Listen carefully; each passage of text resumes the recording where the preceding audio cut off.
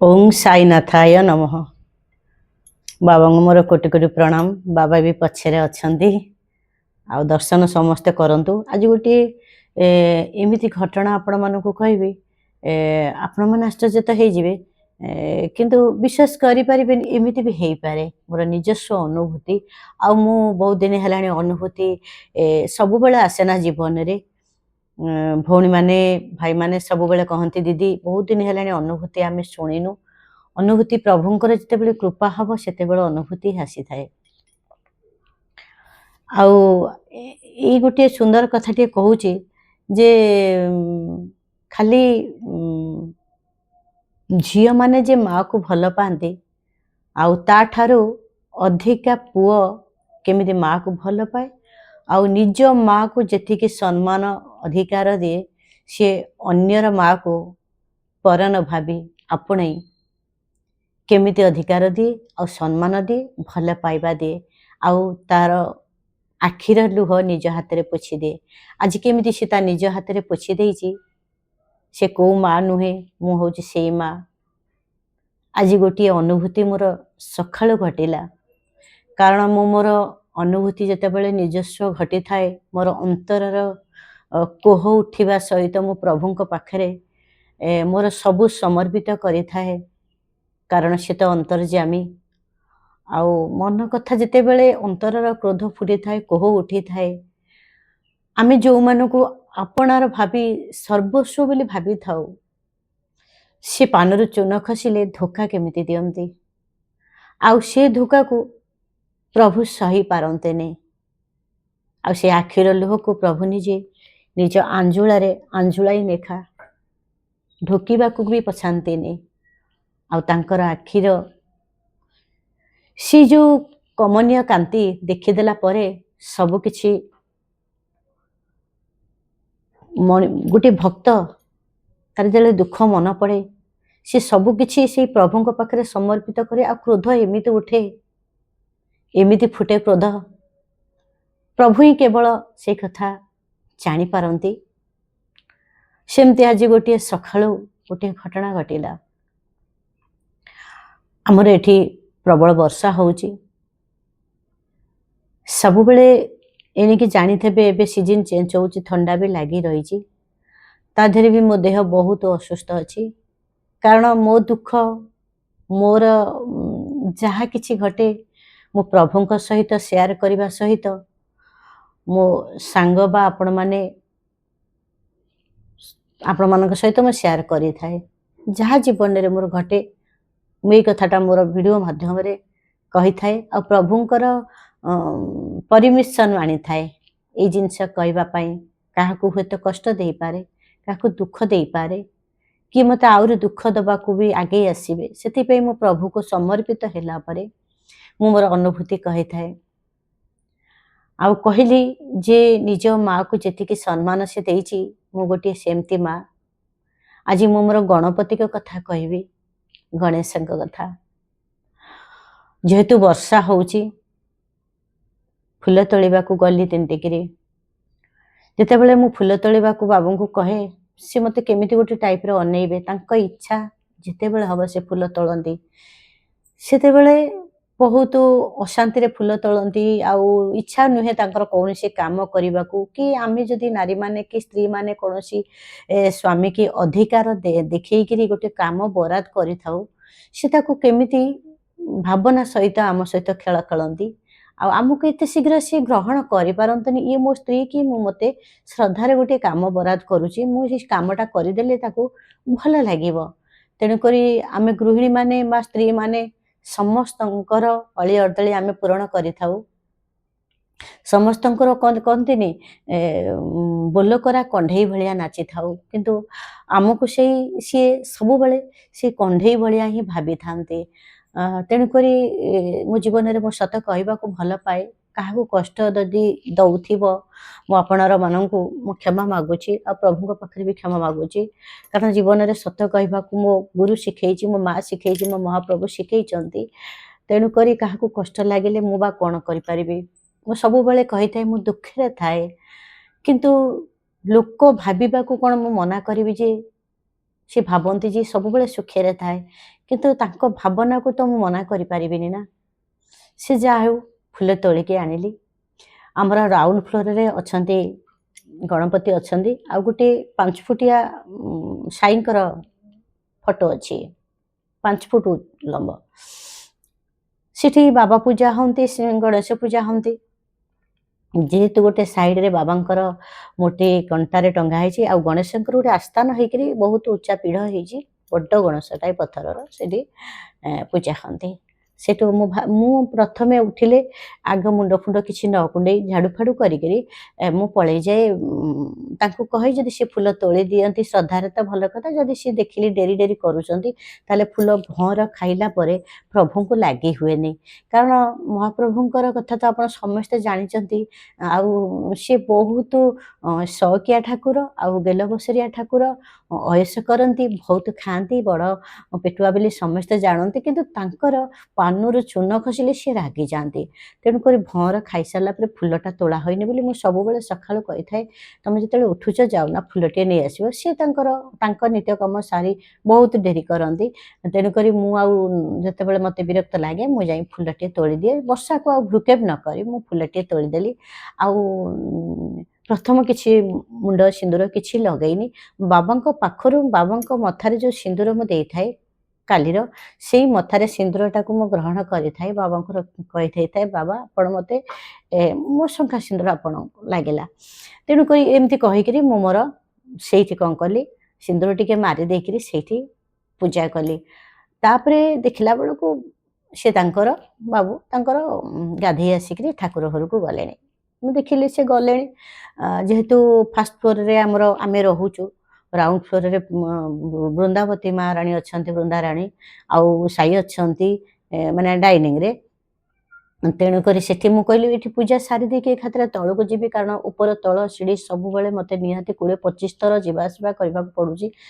ଶରୀର ବହୁତ ଅସୁସ୍ଥ ଲାଗୁଛି, ଗୋଡ଼ ବି ବହୁତ ବିନ୍ଧୁଛି। ଏମିତି ବି ସମସ୍ତଙ୍କ ପାଇଁ ମୁଁ ଗେଟ୍ ଖୋଲି ବି ଦେବି, କାରଣ ମୁଁ ଏତେ ହୀନିମାନି ଯେ, ଆଉ ହତଭାଗିନୀ ବି କହିଲେ ଚଳେ।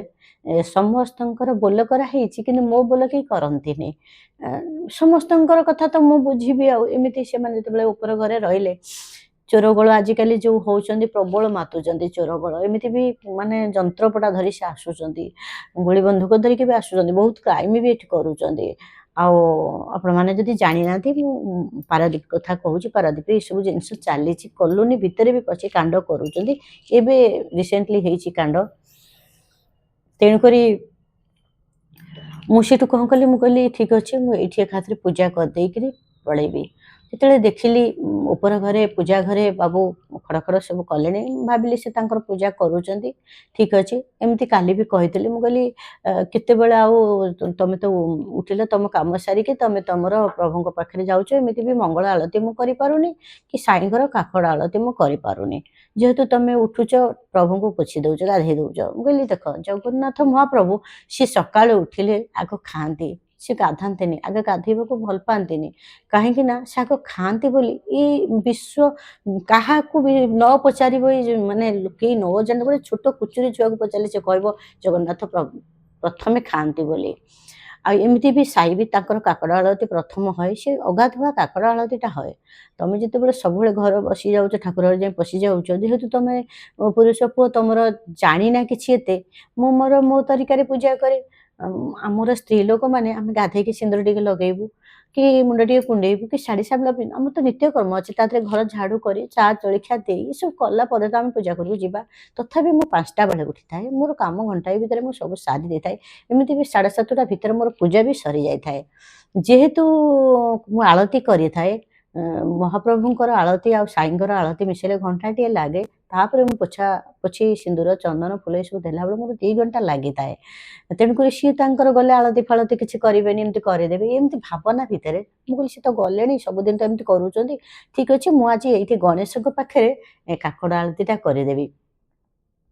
ସେଠୁ କ'ଣ କଲି ପ୍ରଭୁଙ୍କୁ ଚନ୍ଦନ ପୋଛା ସବୁ କରିଦେଇକିରି ଫୁଲ ଦେଇକିରି ମୁଁ କ'ଣ କଲି ସେଇଠି ମନେ ମନେ ମୋର ସେ ତ ଅନ୍ତର୍ଯାମୀ ନା ମନେ ମନେ କହିଲି ମୁଁ କହିଲି ପ୍ରଭୁ ଗଣପତିକି କହିଲି ମୁଁ କହିଲି ପ୍ରଭୁ ଆପଣ ତ ବେଶୀ ମାଆକୁ ଭଲ ପାଆନ୍ତି ବାପାକୁ ଭଲ ପାଆନ୍ତି କିନ୍ତୁ ମାଆ ପାଖରେ ଖାଲି ଗୋଟେ ଝିଅ ଯିଏ ସବୁବେଳେ ସାଥ ଦିଏ ସେ କଥା ନୁହେଁ ଆପଣ ପୁଅ ହେଇକିରି ବି ଆପଣଙ୍କ ମାଆକୁ ବହୁତ ଭଲ ପାଆନ୍ତି ଆଉ ବହୁତ ସାହାଯ୍ୟ କରନ୍ତି ତେଣୁକରି ଆଜି ମୋ ମନର କଥା ପ୍ରଭୁ ଜାଣିବେ ମୁଁ ଆଜି ଏଇଠି ସାଇଙ୍କ ରୂପରେ ମୁଁ ପୂଜା କରୁଛି କାକଡ଼ ଆଳତି କରୁଛି ଆପଣ ତ ସାଇଙ୍କ ଆଳତିରେ ଗଣପତି ବୋଲି ଅଛନ୍ତି ଆଉ ଆପଣଙ୍କର ସବୁ ଆଳତିରେ ସବୁ ଲେଖା ହେଇଛି ମୁଁ ବି କରିଥାଏ ଉଠା ଉଠା ଶ୍ରୀ ପାଣ୍ଡୁରଙ୍ଗା ବୋଲି ଗଣପତିକି ବି କୁହାଯାଇଛି ତେଣୁକରି ମୁଁ ସେଇଠି କ'ଣ କଲି ବାବା ସାଇଡ଼ରେ ଅଛନ୍ତି ବାବାଙ୍କୁ ଟିକେ ଚାହିଁଥିଲି ଆଉ ଗଣପତିକି କହିକିରି ମୁଁ ମୋର କାକଡ଼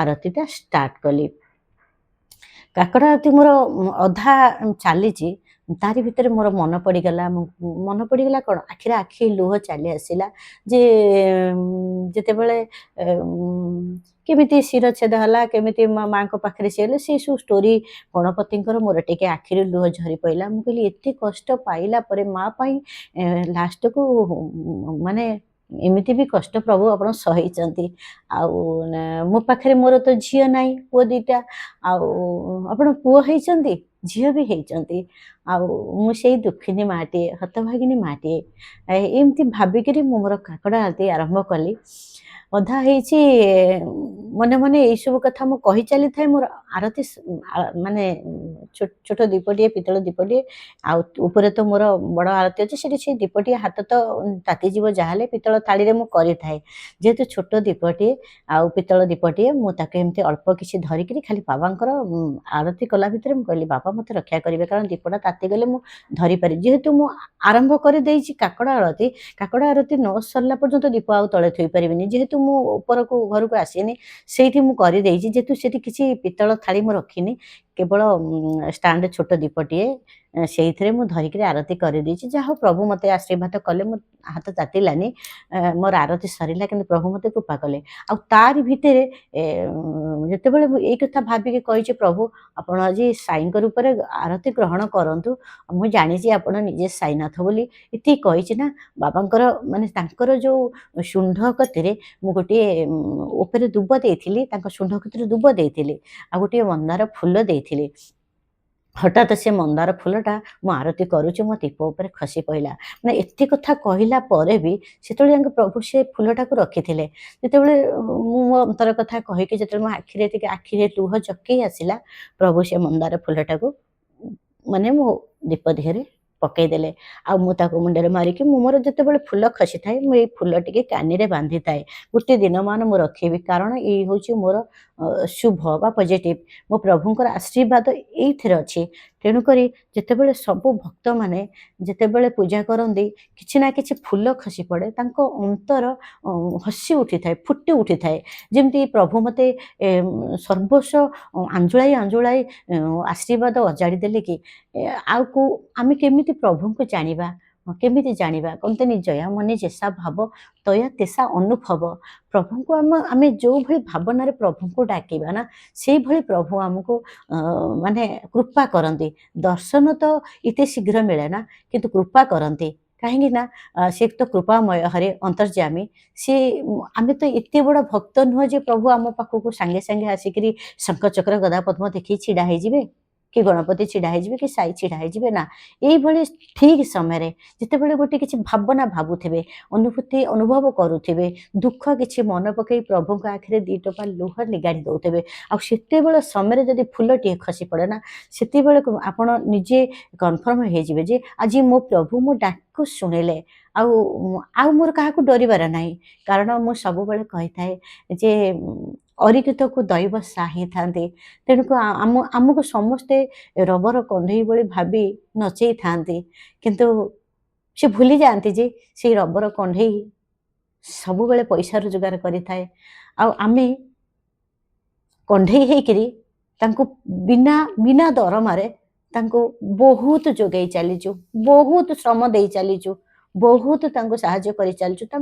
ତାଙ୍କର ମାନେ ଆମେ ସେମାନଙ୍କୁ ନିଜର ଭାବୁଛେ, ଇଏ ମୋର ଶାଶୁଘର, ଇଏ ମୋର ସଂସାର, ଇଏ ମୋ ପିଲାଛୁଆ, ଇଏ ମୋ ସ୍ୱାମୀ। କିନ୍ତୁ ଗୋଟେ କଥା କହିବି, ଆମେ ସବୁବେଳେ ବାସି ପଚା ଖାଇଥାଉ, ସେମାନଙ୍କୁ ସବୁବେଳେ ଆମେ ସଜ ଦେଇଥାଉ। କିନ୍ତୁ ସେମାନେ ଖାଇଲା ବେଳେ ଗୋଟିଏ ଗୋଟିଏ ଲୋକ ଅଛନ୍ତି ଜମା ପଚାରନ୍ତିନି, କାହିଁକି ନା ସେମାନଙ୍କ ପାଖରେ ଏତେ ଅହଙ୍କାରର ଗନ୍ଧ ବୋଝେଇ ହେଇଥାଏ ଯେ ସେ ତାକୁ ଶୁଙ୍ଗିକିରି ତାଙ୍କ ପେଟ ଆହୁରି ଫୁଲି ଯାଇଥାଏ। ତେଣୁକରି ସେ ତ ସବୁବେଳେ ସେଇଥିରେ ମଜି ରହିଲେ, ପରର ଚର୍ଚ୍ଚା, ପରର କୁତୁର୍ପ। ଗୋଟେ ଗୋଟେ ଲୋକ ଅଛନ୍ତି ସେ ଅନ୍ତର କଥା ବୁଝିପାରନ୍ତିନି। କିନ୍ତୁ ନାରୀମାନେ, ଗୋଟେ ଗୋଟେ ନାରୀ ଅଛନ୍ତି ସେମାନେ ନିଜେ ନ ଖାଇକି ଦିଅନ୍ତି, ଆଉ ତା ଭିତରୁ ମୁଁ ଜଣେ। ମୁଁ ଦବାରେ ଶାନ୍ତି ମିଳେ, ଭଲ ପାଇବା ପାଏ, ଖାଇବାରେ ଏକାଟିଆ ମୁଁ ଶାନ୍ତି ମିଳେ ନା ମୋତେ, କି ମୁଁ ଭାବେ ନା ମୁଁ ଠିକ୍ କରୁଛି ବୋଲି। କିନ୍ତୁ ମୁଁ ସବୁବେଳେ ସେମାନଙ୍କୁ କରିକି ଦେଇ ଯାହା ବଳିଥାଏ ଖାଇଥାଏ। ଏମିତି ବି ବାସି ନଷ୍ଟ ହେବ କାହିଁ? ସବୁ ନାରୀ ଏମିତି ଅଛନ୍ତି। ବେଳେବେଳେ ଗୋଟିଏ ଗୋଟିଏ ନାରୀ ଏମିତି ଅଛନ୍ତି ଫୋପାଡ଼ି ଦିଅନ୍ତି, କିନ୍ତୁ ସବୁ ନାରୀ କେବେ ଚାହାନ୍ତିନି ନଷ୍ଟ କରିବାକୁ ଜିନିଷ, ନା କ'ଣ? ଆଜି ଗୋଟେ ଏଇଠି ସୁନ୍ଦର ଅନୁଭୂତି, ଆଉ ମୋ ମନ ବି ବହୁତ ଖୁସି ରହିଲା। ଆଜି ଏ ଫୁଲଟା ମୋତେ ପ୍ରଭୁ ଦେଇଛନ୍ତି, ତା ଭିତରେ ମୋର କେତେ ଅଭିମାନ ମାନ ପ୍ରଭୁଙ୍କ ପାଖରେ ଅଛି। ଆଉ ସବୁବେଳେ ଭାବେ ଯେ ଯାହା ହଉ ଆପଣାର ଲୋକମାନେ ଆପଣାର ସିନା କରୁନାହାନ୍ତି, ଯେଉଁ ଲୋକମାନଙ୍କୁ ପ୍ରଭୁ ଆମକୁ ପରିଚୟ ଦେଇ ପଠେଇଛନ୍ତି, ଇଏ ତୋର ଆପଣାର, ଇଏ ତୋର, ଆଙ୍କ ପାଖରେ ତୋର ଯେତିକି ଆୟୁଷ ମୁଁ ଦେଇଛି ତୋତେ ସରିବାକୁ ପଡ଼ିବ। କିନ୍ତୁ ସେମାନେ ଆମକୁ ଆପଣାର ଭାବନ୍ତିନି।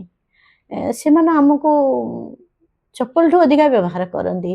ଏମିତି ବି କିଏ ଗୋଡ଼େଇ ମାଇଲାଣି ତ, କିଏ ତଣ୍ଟି ଚିପି ମାଇଲାଣି ତ, କିଏ ବସ୍ତ୍ର ଦେଉନି, କିଏ ମେଡ଼ିସିନ ଦେଉନି, କିଏ ଶରୀର ଯଦି ଗୋଟେ କଥା କହିବି ତ ଦେଖନ୍ତୁ, ମାନେ ସମସ୍ତଙ୍କ କଥା କହୁଛି, ମୋ କଥା ସମସ୍ତଙ୍କ କଥା କହୁଛି।